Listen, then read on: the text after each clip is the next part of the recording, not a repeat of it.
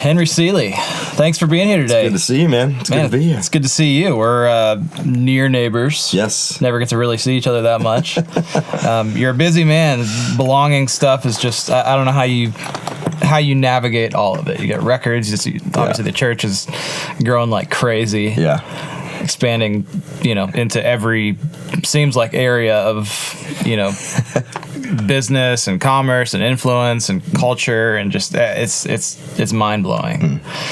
It's a good season. Yeah. So it's been a stretch. Yeah. But it's good. I'm always up to be expanded and stretched and grown. So yeah, it's good. So take us all the way back to the beginning for our audience who is familiar with your stuff. What was your very first dollar that you made in music? Wow. Would have been as a songwriter many years ago. And I grew up in a city called Adelaide in South Australia. And I was just part of a local youth group there, and we ended up doing a student conference one summer, and we had put together the worship team for that event, and we ended up doing that kind of every summer annually after that. And I guess as the conference grew, so did, I guess, the identity of the worship team that was involved with that. And in the early days, we were just a high school youth group, and we would do anything and everything. I mean, we would do Hillsong, we'd do Ron Canoli songs, we would do punk versions of old hymns. I mean, we would just literally do everything. And it really was out of that I guess I just started to write songs that were an expression of what was happening kind of in our youth ministry. And when I first started writing, I mean, we didn't even understand anything about royalties or publishing or anything like that. And in fact, the first record deal that we were offered, they wanted us to turn over 100% of our publishing for life to the label and all this sort of stuff that I look back at now and kind of laugh at. But there was some crazy things, that you just kind of live and learn along the way. And I've been thankful for, good friends that I've been able to just call on and ask advice. And, you always need to just be asking advice from people that have kind of gone there before you. So, yeah. And so for audience who's not familiar, you came up in Planet Shakers in Australia. Is that? Yeah. Yep. So that was the movement that we birthed, and so I was part of that for almost 20 years, probably 18 years, I think. And amazing. Produced maybe 15 or 16 records, I think. Wow. So you definitely got your 10,000 hours. Yeah. And it was crazy too, because we grew up in a city where we didn't really have a decent studio at all in our city. Like I didn't even see an SSL until I'd been kind of involved with music for about probably 14 or 15 years maybe. And that to me was just like, you're not a real studio unless you have an SSL, at least back in the days. But I mean, our city was just so small, and there was no one that really knew kind of anything about that sort of stuff. And so a lot of my life was just figure it out, jump in and all right, here's a mic pre, what do you do with that? Here's a compressor, how does that work? This is kind of. So you didn't have any training for that? No. Formal college or audio engineering school or anything? Nothing. So, yeah. Figure it out. School as you go. Yeah. So, which I look back and I, in some ways, I kind of wish that I had some people that I'd been able to learn from. But I'm also thankful that, really made me dig in and kind of figure some of that stuff out, which I'm not afraid of. I love to just jump into the unknown and see if I can figure out stuff and kind of push it beyond its limits and all that sort of stuff. But it's been a wild ride. Yeah. So we usually ask, and this is an interesting question because your path has, been an intersection of music and songwriting and ministry and pastoring churches as well. So this may not even be completely applicable, but like between your first dollar earned in songwriting and going full time, was there a moment that you kind of went full time in it? I guess for me, I was probably already full time in it, in the sense that I was employed by a church to kind of oversee the creative aspect of our youth ministry, which back when I started doing that, I didn't know of anyone else that was in a role like that in Australia, on staff as a creative, especially for kind of a student ministry. So my role was pretty varied anyway. Like there was quite a broad gamut of stuff that I had to do as far as, looking after team, not just from players, but also, pastoring them, all the way through to writing and music production. And so from that point of view, I've probably, been doing this full time for, over 20 years. But there's been different seasons along the way. In 2006, I think it was. No, 2008. I came off staff with our church and just, I was traveling, like leading worship. And also just mixing and producing records. I had a studio in my house in Melbourne and had an SSL and, all that sort of stuff there. And so I was, I guess at that point I was full-time in music production. So you had kind of honed your chops and learned by doing all these church records. So how were you getting work? Were people just hearing stuff you'd done through the church? Or? Yeah, mostly. Pretty much. And so, I've obviously mixed just tons and tons of worship records. And I think, I love the fact that I guess in some ways have a unique perspective on that. Being a worship leader, having run a team, understanding the songwriting process of it, understanding the church side of staff, and then also the production side of things. I've met plenty of people along the way who are really great at the production, but don't understand how to navigate that in a church environment, and how even just how a worship record should feel as opposed to just a pop record or something like that, just flow wise and all that sort of thing. So I think for me I've been able to really draw on every season of my life to kind of hone some of those skills, especially in the in the worship kind of. Yeah, well, that's what the first time we met, I thought was so interesting, because I think it might have been on a songwriters retreat, and our mutual friend Mia Fields, who I've written with for probably coming up on 9-10 years now, kept inviting me to this Tuesday night basement that her friends were hanging out and doing. I didn't even know what it was. Yeah, we didn't either. and so she kept inviting me, and then I think we met on a songwriting retreat, and the thing that struck me was interesting was like you have your hand in sort of all of it. Like you're obviously the guy at the front. You're pastoring, you're leading worship, you're doing the music, but then like you're turning around and mixing your own stuff. That's a kind of rare.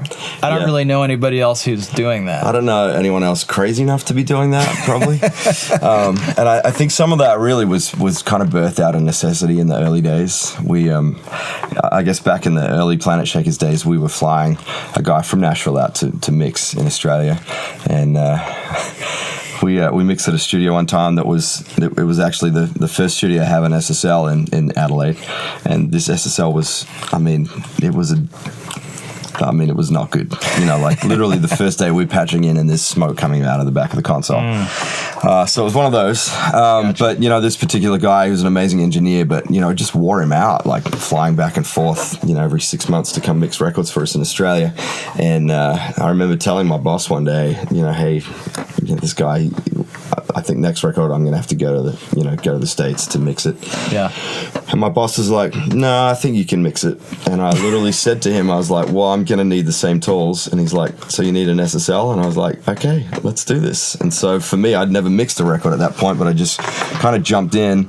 And in fact, the first record I mixed on the console was a 5/1 record, and the console wasn't set up for 5/1, but I'd read that Bob Clearmountain had done a similar thing on his SSL, somehow kind of transformed it to mix 5/1, and I was like, Bob can do it, so can I, let's do this. So I just figured it out, and there's been a lot of that along the way, and so I think even at this point, I've had to learn, even in this season, just because you can doesn't mean you should. And I kind of live this balance too of I know what I want, but I also know that there's other people to bring on that journey.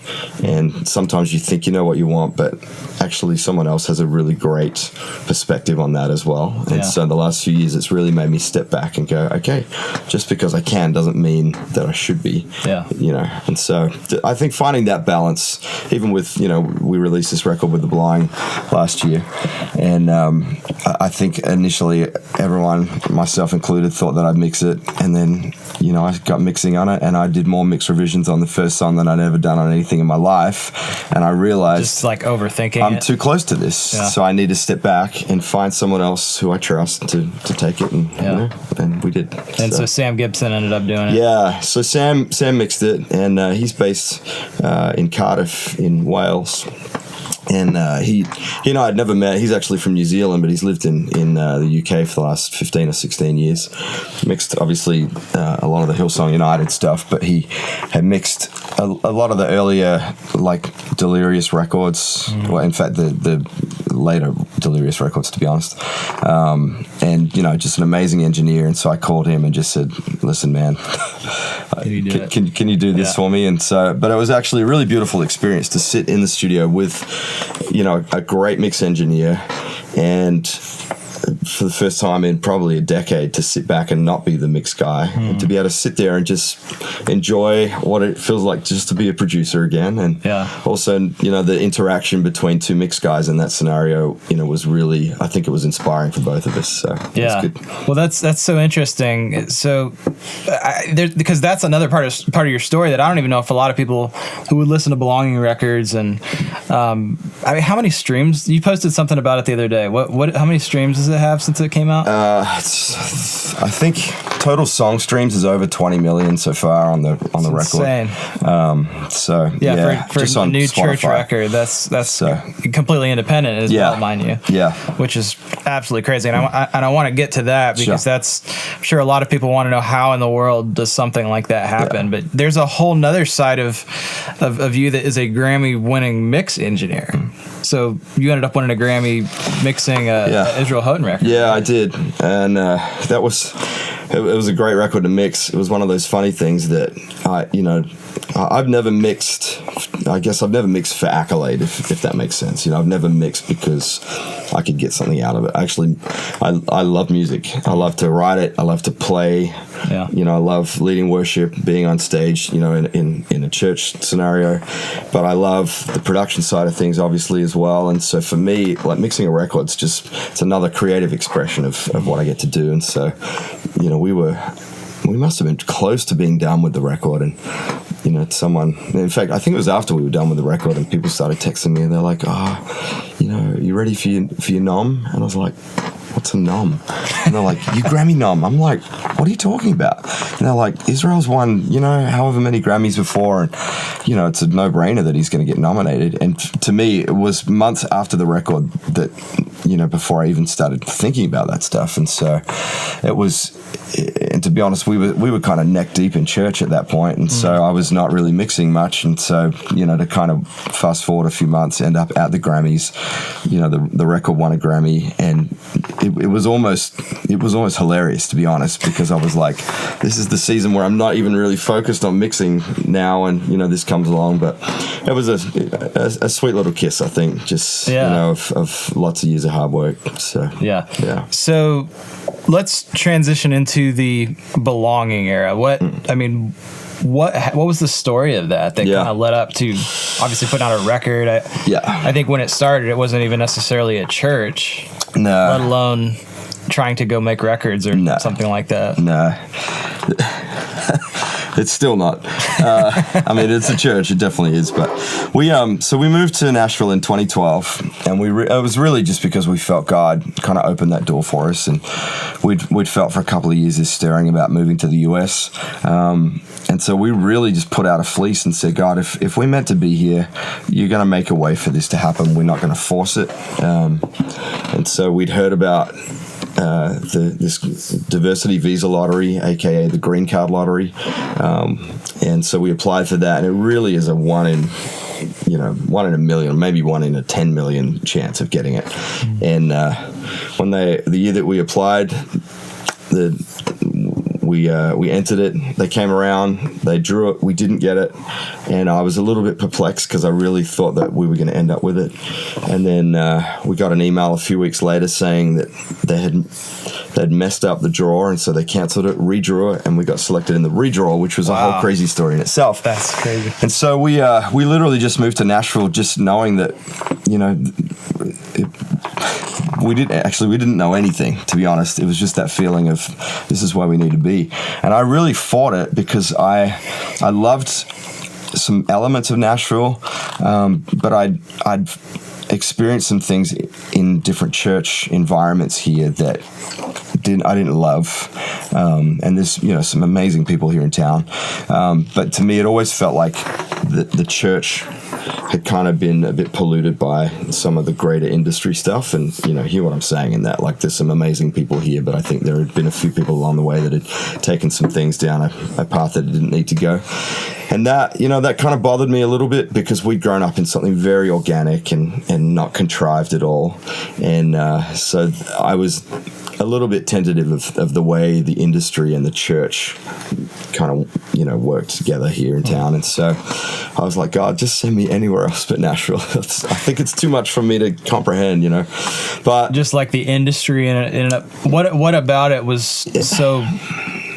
It sounds like maybe overwhelming at the time. It was a little overwhelming, and I think for me, you know, we, like, what we'd had just grown so organically, and every time I'd come to Nashville, it felt very, everything was just a very precise move. And this was you know, we've got this in place here and this in place here, and I'd, you know, had been to a few churches where it was less about a worship team, more about, you know, a worship leader, artist in residence kind of thing, which I was not familiar with that concept at all. Sure.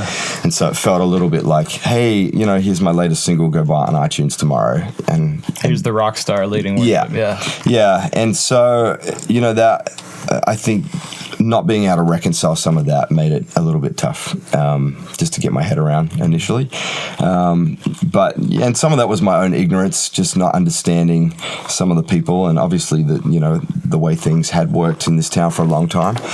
But also seeing a need of actually some of this can probably be done a little bit better. You know, sometimes it takes an outside perspective just to shed a bit of light on something, because you can get so used to doing something a certain way that you think it's the only way. Yeah. And, you know, I've had plenty of times in my life where people have come in and said, hey, have you thought about this? You know?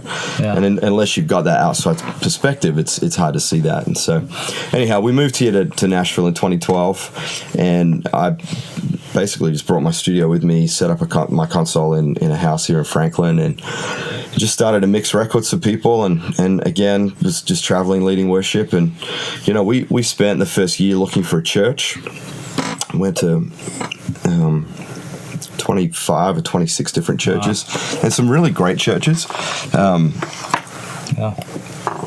But we'd walk out and just something in me would just be like, this is not home. And that was really frustrating to me because like we're such local church people, I was like, we're going to walk into the first church and be done. This is home. Let's get plugged in. Let's get involved. And obviously that was just God kind of reserving something for us that he had down the track. But during that first year, I really started to meet, I guess, a lot of, touring artists, worship leaders, crew people, a lot of people who, they leave town on Wednesday or Thursday, get back maybe Sunday night or Monday. And so for a lot of them, they went around on Sunday morning, which is when, 99% of church kind of takes place here in town is Sunday morning. And so, we met a lot of people who felt quite disconnected from local church. And some of that was a church, issue. Some of that was their own issue. Let's just call it what it is. Sure. And some of it justified, some of it maybe, but regardless, all these people we began to meet, Alex and my wife and I were praying one day and just were saying, God, someone needs to do something about this, And we just felt that smile of like, there you are. And I was like, no. No way, no. So after a little bit of stubborn resistance, we started opening up our home on a Tuesday night. just for some of these people who were disconnected, and really because we were like, they don't need another excuse to not be in church. Like, let's help bring them back in. And so we thought that it was going to be, like a smaller community group of people, which it started as, and we just met every other week for the first 9 or 10 months, and it was 7 people the first week, and it really probably only got to about 20 or 30 people in the first 10 months. And then in the September of 2013, we started meeting every week, and within 3 months, it went from 30 people to 130, and and I started to get a bit of panic of like, no, I can see what's happening here, and I don't want that. I'm not a pastor. I'm not, and that was my own fear of never having, kind of led from that position before, and but we had to just trust that God had the right thing. And so in February 2014, we launched as a church, and for the first 2 years, just met on Tuesday nights.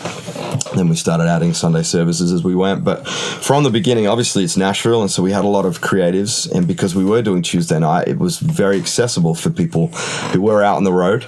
And so, naturally, we started to draw a lot of, artists and worship leaders and musicians and people from the get-go were saying, when are you going to do a record? And I was like, we're never doing a record. We're not that church, all those things that you say, because of past experiences or whatever. And it got to a point a couple of years in where I realized, obviously we have these amazing songwriters and God's doing something in our church. And there was this real stirring to kind of put voice to that. And to be honest, the first couple of songs that we wrote really were birthed in worship moments in church. So it wasn't that we necessarily sat down in a room and went, all right, here's a great idea, let's write this song. Yeah. It was more the end of a service where we would just, there was ministry time, and, Mira and myself would be Leedy or Carrie or, whoever was involved at the time. And things would just start to come out naturally as a response to what was happening in the room. And so there's a song on the record that we ended up releasing called "Greater Than All," and the majority of that song, that's where that was birthed. Wow. And for 2.5 years, we had basically the chorus, which I thought was just a bridge. Yeah. I just sang it spontaneously. And we had that, and we would do it, every couple of weeks. It would just make its way into a worship set. But I thought that's all that song was going to be, and then realizing actually that was the basis for something else.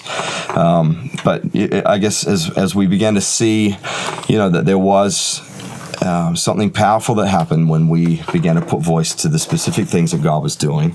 That's when I realized, there was something in this. So the first writers retreat that we had, I sat the team down and just said, look, we're not here to write for a record.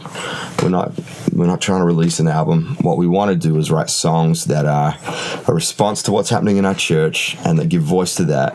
And if they work in our church, then there's a good chance that they'll work in other churches. But let's worry about that stuff later. Yeah. And so that's what we did. And so we just wrote for church. And, the album really was just, we got to a point where we just had enough stuff. We've recorded every single service since we first started. Yeah. And so the album was a culmination of, probably 6 months worth of different recordings. And because, I didn't want it to be contrived and manufactured. I wanted it just to be, hey, this is our church. This is what's happening. And here we are. So it's incredible. And you hit on it a little bit just with some of the maybe apprehension about the industry and not wanting to maybe assimilate with that. I think, well, no, not I think. I know that was well-founded. And again, so many great people in the industry, but when there becomes a certain way of doing things, people kind of just forget to rock the boat every now and then, or just forget that that's, not the one right way to do things. Yeah. And the thing that I was talking to Logan about this yesterday, but it's just so surprising to me that there's not another church in Nashville that is doing what the Belonging is doing, or has done what the Belonging is doing. Yeah. They've all, up till now come out of, Northern California or Sydney or, Adelaide or, North Carolina, all these other places. But you think of all places like, I think there's good reason for it though. And I think people. This is one of the interesting things about Nashville. The majority of people move here with a career in mind, with an end goal that revolves around themselves, which is not necessarily a bad thing. But that's what's in their heart, and I think it's maybe been the same way even in a church scenario where some people can come into that environment and still think that it's another platform and it's another opportunity for it to be about them. And I think,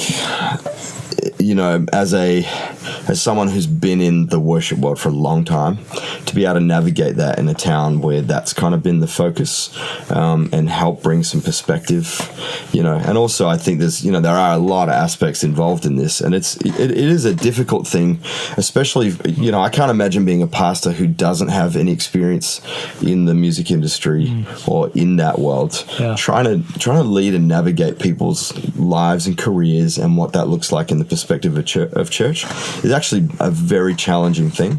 And so I don't know if anyone's necessarily had a great model, and this is part of my ignorance of only living here in this town for a few years, so I'm sure there's been plenty of great things that have happened.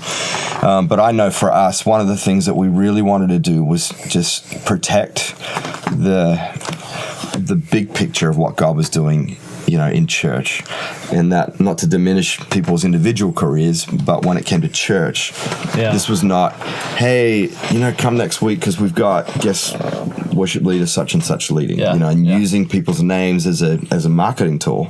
We actually were the complete opposite of still to this day, it's like, you don't know who's going to be leading church, and it really doesn't matter because we're not there about whoever's leading. We're there to worship Jesus, And so we have this, massive worship leading roster, but they're all people who are plugged in, part of serving in our church home. They just happen to have some of them happen to have a big platform outside of church, but at church, Carrie's not Carrie Job, she's just Carrie. Meredith Andrews is not Meredith, she's just Meredith.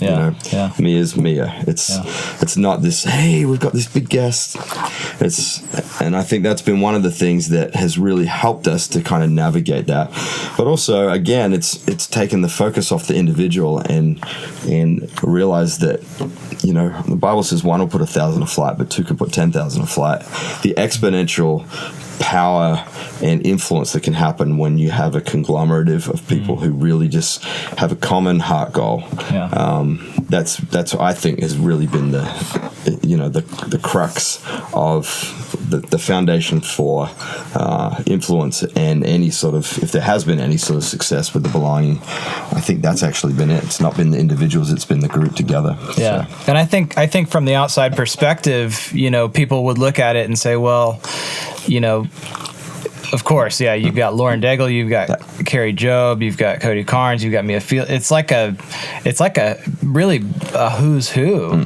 But and from the outside, people probably would look at that as man, that was a contrived thing. The fact that you guys were literally trying to do the exact opposite probably is the exact reason why that caliber of people have been so interested in becoming a part of it. Yeah, absolutely. And it really has been that. And I think that where you really begin to see that, obviously, the record is not, it's not just people who are well known.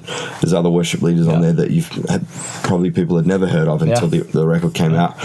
But they're not less than, it's not like, oh, well, there's the really great moments and there's the kind of fill-in moments or anything like that. It really is, I feel like there's something powerful, start to finish on the record, that is, again, much less to do with the people than it is to do with the environment, the atmosphere of that. And so we've definitely had that question from people of, and heard those statements around the place, you guys, blah, blah, blah, you use this and use that. And at the end of the day, honestly, I completely understand where people are coming from, looking at it from an outsider's perspective.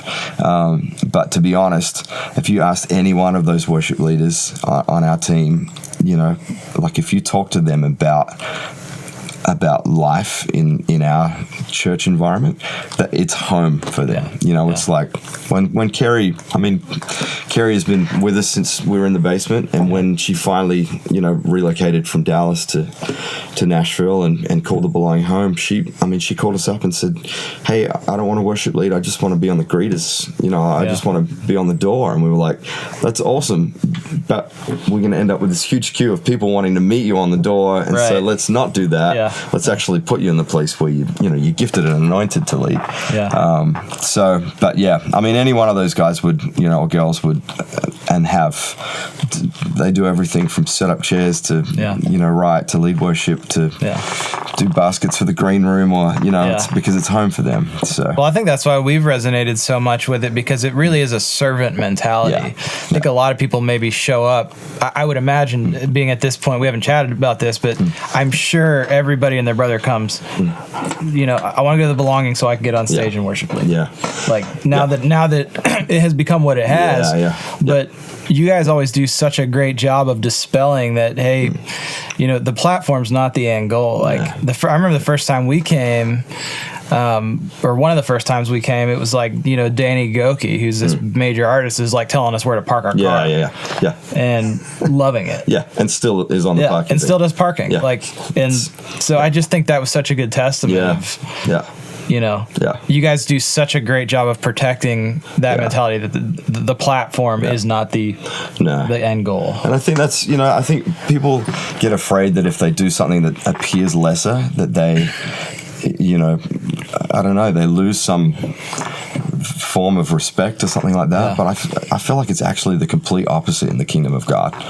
And, Jesus, he could have come to earth any way he wanted to. But he chose to come in the most humble way possible, all the way down to him coming as a child who didn't even know and had to learn. That's how humble Jesus was. And I think if we could live life from that perspective, of realizing that, it's our honor to serve people. It's our honor to serve our community. It's our honor to serve the people around us and serve alongside with people. Like even for Alex and I, as the leaders of the church, I'll still show up to set up every couple of weeks. Because I actually love it. It's a great, I love getting to know people and being around people, and it's just because I'm the pastor of the church doesn't mean that I'm not. No, it doesn't mean that I have to do everything and be a martyr and blah blah blah. But I actually love the community of people, and so for me, I'm like, I just want to be around people. I want to be there, doing stuff, doing life with people. So so good. Well, it's very evident, and man, the success is one thing, but there's a lot of real. There's a lot of things happening behind the scenes that people don't realize when they see, okay, Belonging has a song on top viral, international Spotify charts and whatever you said, 20 million streams or something. Like, I think people see all that, but that's really just sort of the front facing outward expression of what's happening. It is. And even that stuff, it was interesting when we were getting ready to actually compile and release the whole record. Obviously, we do have worship leaders who are signed as artists with all the different labels here in town, and just kind of navigating that whole piece, and then that the wrestle of what do we do with this? Like, what's the best way to steward this and get it out there? And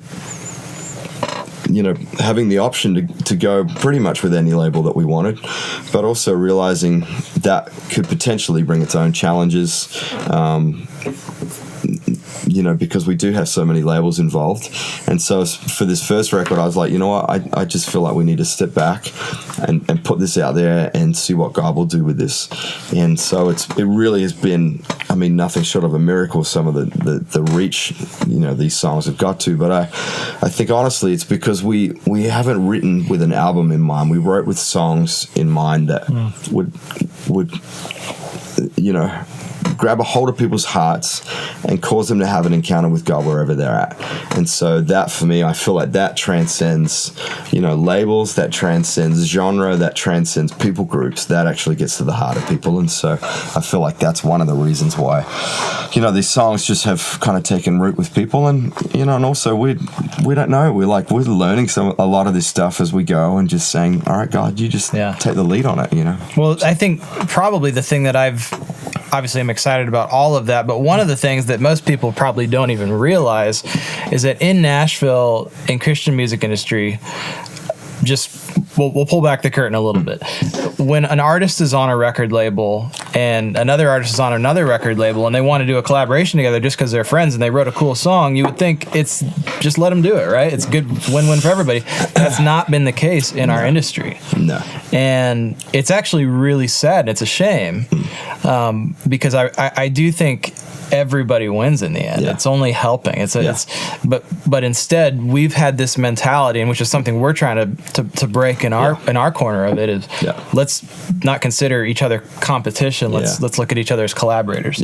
So for what The Belonging was able to pull off in having all of these artists from different labels, from different backgrounds, from different parts of the world, and put them all on one project was the first time that I can ever remember that has happened here. And it didn't come without its lack of challenges, I'm sure. It was a journey, and it did. There were a few conversations near the end where it was like, hey, listen, you got 24 hours, and if you don't want your artist to be involved, that's fine, but this is what it's going to be. But I think this is honestly where it's amazing to me in the sense that the world actually knows how to do this quite well, like the mainstream pop world. Collaboration is just, it's the way of the future, Or even in country in Nashville. Country. And I don't know if it's just a fear thing of people missing out or losing control, or, and this comes all the way down to individuals, in this. So I'm not just talking about, labels or, those kind of teams, but it's when, I believe it's when someone is afraid. If you look from the perspective, if that person wins, then I miss out. That we have this limited pool of resource. That if you get a great opportunity, then that means I miss out on an opportunity. But I believe the kingdom of God is completely different to that. It's the total opposite, to be honest. It's one of the things that I've loved about watching you on your journey for the last couple of years, where you made a definitive shift from actually I'm going to keep everything to now I want to resource everybody. I want to get this out. I want to be generous as I can be. And what has it done? It's opened the door for absolute favor and blessing on every level. It's incredible. And I believe it's the same. And I honestly am praying that there's a shift in our city from that point of view, that if we could understand, and I think there is, to be honest, I'm starting to really see that in people's lives. Just this shift from, fear of missing out to actually, if we could live open-handedly and be generous with what we have, at every level, I believe that it opens the door to favor that really can't be explained. So good. Well, let's rapid fire through the last full circle 5. What book do you most commonly recommend people? And you are allowed to plug. Well, aside from the Bible and my wife's book, exactly. Which, I have actually, obviously, my wife just, for those of you who don't know, my wife just released a book a couple of months ago called Tailor Made, and it's actually been really amazing to watch the response, especially from guys. And then, in fact, when she was writing it, the first 3 or 4 people that she had read it were not women. They were guys who came back with lots and lots of positive feedback about it, and so. And really, the whole book just kind of deals with identity, and value of yourself and how you see yourself, and so it's really, I think, struck a chord with a lot of people, and so it's definitely something I've been recommending recently. We'll link it in the description on the video. So awesome, thank you. Second question: failure only turns into a lesson if it changes your perspective on something or alters the way you behave or you see things. So in that sense, in your story, do you have a favorite failure? I don't know if you could call a failure a favorite thing, but I definitely have probably the most significant failure, I would say, was about 10 years into our marriage, and I'd kind of been doing the music thing, at that point, and really had developed some pretty bad patterns, kind of, work patterns, and having a studio at home is amazing if you've got the discipline to know how to do that well, but I didn't at the time. And I also was in an environment where I was a little bit overwhelmed with everything that was going on, and so I'd fallen into this pattern where I was working through the night, probably 3-4 nights a week, going to bed at 5 or 6 in the morning, getting up at 8 to go to meetings, and it just was a very unhealthy way of doing life, and I actually couldn't see a way for it to not be that way, until one morning I slipped into bed at about 5:30, I think, and about 7:30 my wife came and woke me up and said, "Hey, I love you, but I can't do this anymore, and if you want to stay married to your work, then you can't be married to me, and we're done." And it was, as far as failures, it was a pretty epic moment in my life of like, I have to do something about it. And to be honest, what I struggled with and what it took her a minute to process was I didn't know how to get out of the routine and the rut that I was in. Yeah. And so it really took for me to humble myself and say to my wife, I actually need you to help me because I can't do this on my own. Yeah. Which at first she thought was a total cop out, and rightly so, It's like, what do you mean you can't? So, but we really walked that journey as a couple, and I thank God for those moments, because what it did is help me reframe and reshape. And to be honest, everything about my life changed. Health, sleep, work, productivity, all of that increased, like exponentially, because I wasn't resting, and I thought that by working more I was going to get more done, but I was actually getting less done. And so, that just reshaped everything for me. So from that point on, even when I was working in the studio, even if I had clients there at 5 o'clock, I was like, hey, I'm out, I'm going to spend time with my kids, I'll see if we need to work tonight, I'll be back at 7:30 or 8 and we can work for a bit then, but this is family time, and stop working weekends and all those sort of things. And so it just, for me, that was the pattern that I needed to get into, and so that really was the biggest failure that was produced the most results. Yeah. So. Well, that can often be the case, and I don't want to dwell on it too much, but there's an entire conversation in what you just said. But that can often be the case even in church culture. Oh, absolutely. Where it's all encompassing. Yeah. You essentially have your family being the one paying the price for you being full on 24/7 in ministry. And that was exactly what was happening, because that was part of the thing for me, because what I was doing was for church, it was for ministry. And so you have this whole other layer where it's like, this is for God. Yeah, right? that's like, right. And it's, I think part of it was an environmental thing, but I can't blame the environment for the decisions that I made in that. It was my bad patterns that got me into that, and my own wrong understanding of that. And so, to be honest, one of the things that really was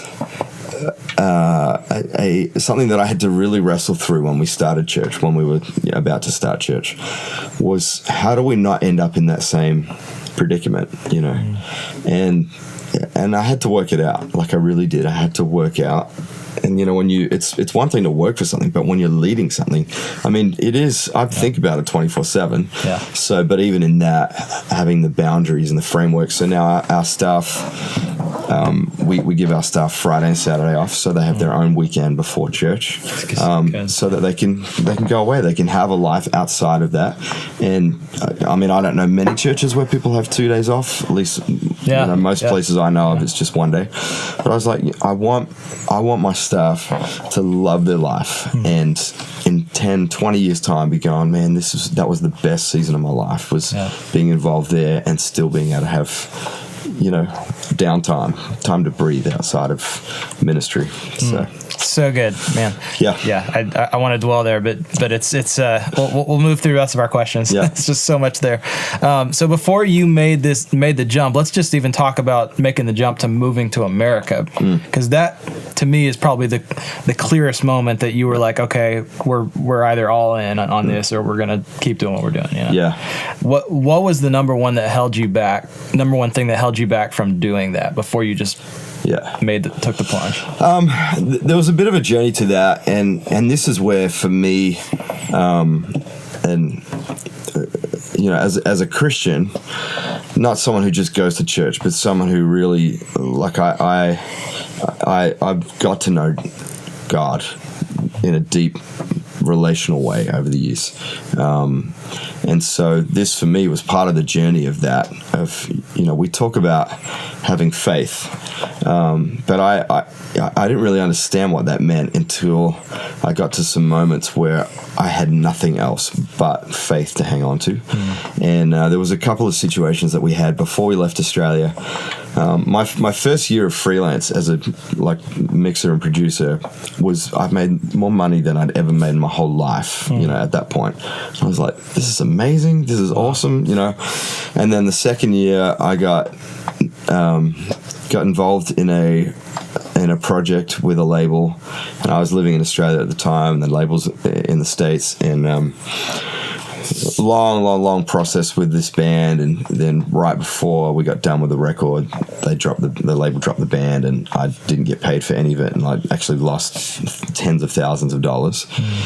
And I remember in that journey, it was one of those pivotal moments of I'm done. I couldn't pay my daughter's school fees. We couldn't pay our mortgage. We were in deep. And in that moment, that fear of, all right, if I'm trusting in myself as my provider, I'm done. It's over. But I have to now realize that, I'm not my own provider. God is the provider. And in fact, my work is not my provider. My publisher's not my provider. My clients are not my provider. I have to either, live in that place where I think I'm providing or where I'm trusting that God's providing. And so for me, realizing that it wasn't in the years of increase or the years of decrease, but actually God was just consistent through that whole time. And that when we walked through that season and trusted God and allowed Him to provide for us even when we couldn't provide for ourselves, that for me was the moment that I realized, actually, there's no reason to not do any of this stuff, because if I'm relying on the work to be there, then when the work runs out, I'm hosed. But if I'm trusting God that He's opening the door and leading us into this, then I can trust that He's going to provide for us the whole way. So all that to say, when we moved to Nashville, I had nothing. I had no work, nothing lined up at all, and it wasn't an ignorant decision. We had followed, God's pretty clear markers of us being here, and 2 weeks after I moved here, I got a phone call from someone out in Phoenix saying, "Hey, could you come help me mix a record?" And that was it. That record opened a door to mix another record, which opened a door to mix another record. And so, and all of that, since we've lived here the last 6 years, I've never once worried about finance, because I made that decision. I'm going to trust God to be my provider, not myself. And I know that might be a struggle for people, and maybe not everyone watching is a believer, and I totally understand where you're coming from with that. But for me, that's been my journey, and I've watched God be faithful as we've trusted Him in every decision that we've made. I've watched Him be faithful to provide for us every step of the way. So good. So what's one thing that is working for you right now? I feel like everything really.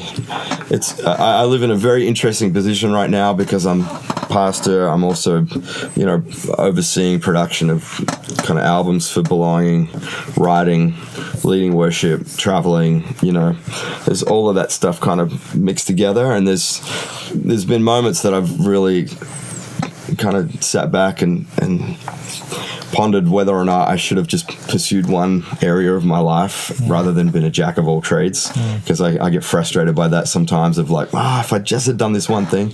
But I actually love the diversity, and I love the fact that I'm involved in so many things. And so quite honestly, I feel like I've really everything that's working, I feel like it's things that God has opened the door for, and I've just kind of followed and walked in it and facilitated rather than instigated a lot of it. And so I don't know if that gives enough clarity on that, but it's really good answer. Yeah, it's really how I've tried to live my life, just following the cues from God, not bashing down doors until they open, but trusting that if He closes a door, that it wasn't the door. You know? Yeah. Well, I can relate to that, and that's even just us sitting here. Not sure that this is that beneficial to listeners, but for me personally, it's really beneficial to hear because I struggle with that too. Of like, okay, I did the artist thing, that's out of my system, but now I'm producing records. I'm a songwriter.